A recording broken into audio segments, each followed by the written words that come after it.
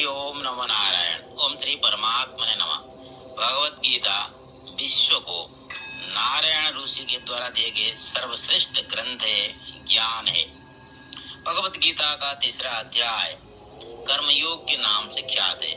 क र म तीन अक्षर है, अर्जुन तीन अक्षर है, श्री कृष्ण तीन अक्षर है और ये तीसरा अध्याय है। तो इस अध्याय में अब हम देखेंगे एक श्लोक से लेकर 42वें श्लोक तक तीन का गुरुत्व क्या है। पहला श्लोक में हम ये देखते हैं कर्म क्या है, क्योंकि कर्म योग है। तो कर्म त्रिविधा है। पहला है कर्म जो सकाम है, दूसरा है अकर्म जो निष्काम है, तीसरा है विकर्म जो निषिद्ध कर्म है। दूसरे श्लोक में हम देखते हैं ज्ञान क्या है।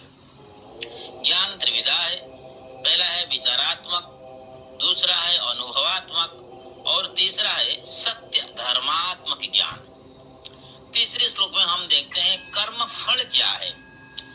कर्म फल त्रिविधा है। पहला है इष्ट कर्म फल, दूसरा है अनिष्ट कर्म फल और तीसरा है इष्ट नीच कर्म फल।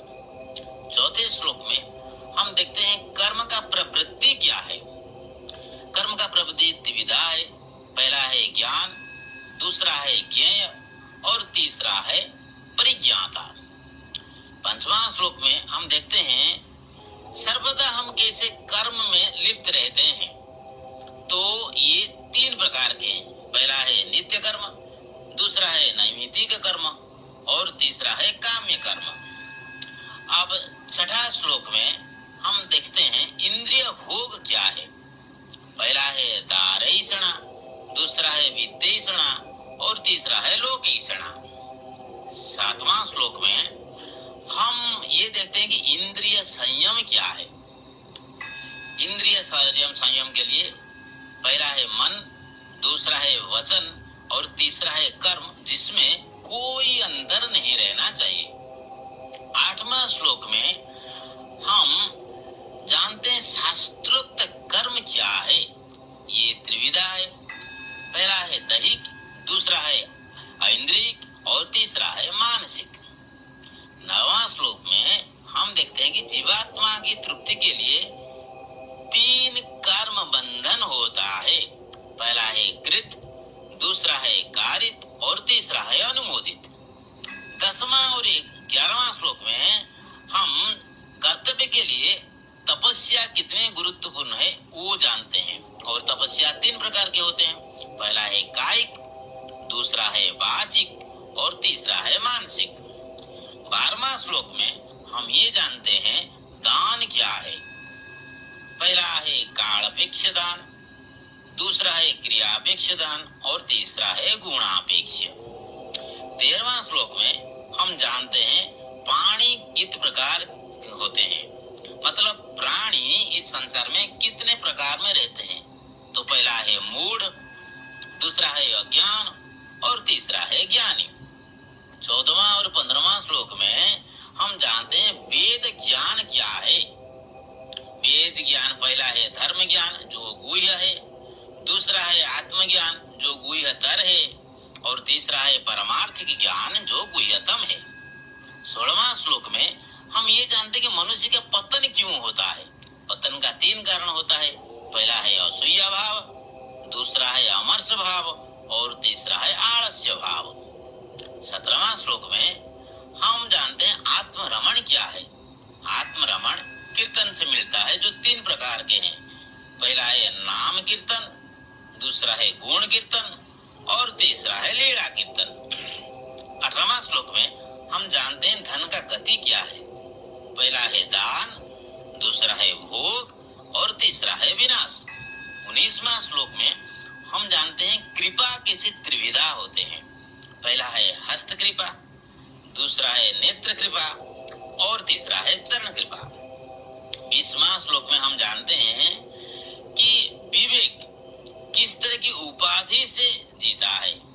तो पहला है काय विवेक, दूसरा है चित्त विवेक और तीसरा है उपाधि विवेक। 21वां श्लोक में हम जानते हैं श्रेष्ठ कौन है।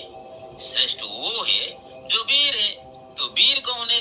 पहला है दानवीर, दूसरा है सभावीर और तीसरा है दयावीर। 22वें श्लोक में हम जानते हैं कि वैराग्य 3 प्रकार के होते हैं।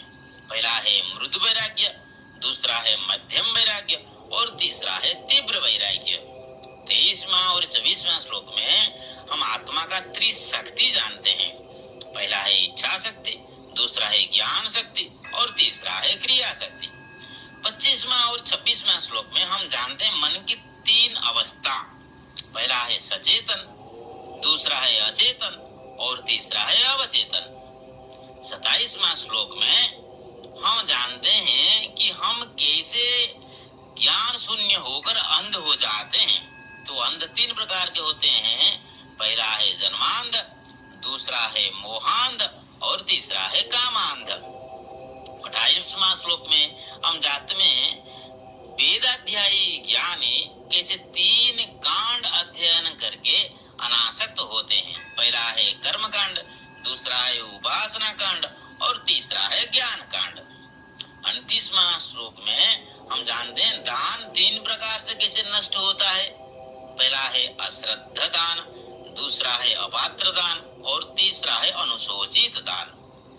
30 और 31वां श्लोक में हम कर्म के बारे में जानते हैं, जो है स्वभावज कर्म, दूसरा है जड़ कर्म और तीसरा है स्थिर कर्म। 32वां श्लोक में हम जानते हैं प्राणी का 3 दुर्गुण। पहला है मल, दूसरा है विक्षेप और तीसरा है आवरण।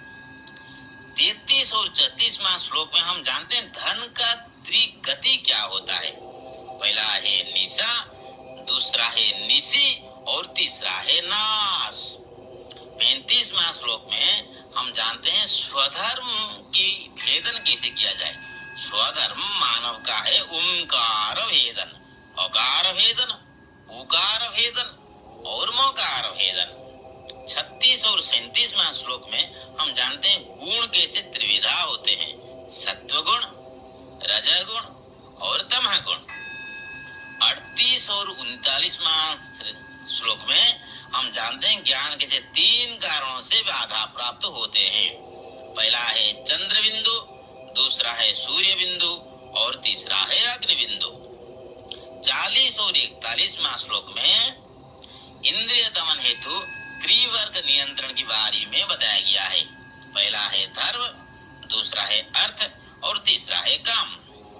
41 और 42वां श्लोक में आत्मा को आत्मा से विजय प्राप्ति दिलाने के लिए त्रिशरीर का यात्रा का वर्णन है।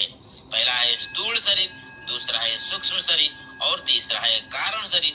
स्थूल शरीर से सूक्ष्म शरीर और सूक्ष्म शरीर से कारण शरीर तक यात्रा अवश्यंभावी है।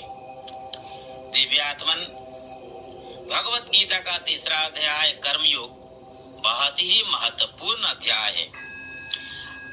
मनुष्य कर्म करने से ही प्रारब्ध और संचित अगर अच्छे हो तो उसको बढ़ाते हैं, अगर बुरे हो तो उसको घटाते हैं। तो कर्म करना अनिवार्य है, लेकिन कर्म क्या होना चाहिए? परोपकाराय पुण्याय पापाय परपीडनम, इस न्याय से होना चाहिए। समस्त लोकाः सुखिनो भवन्तु। हरि ओम।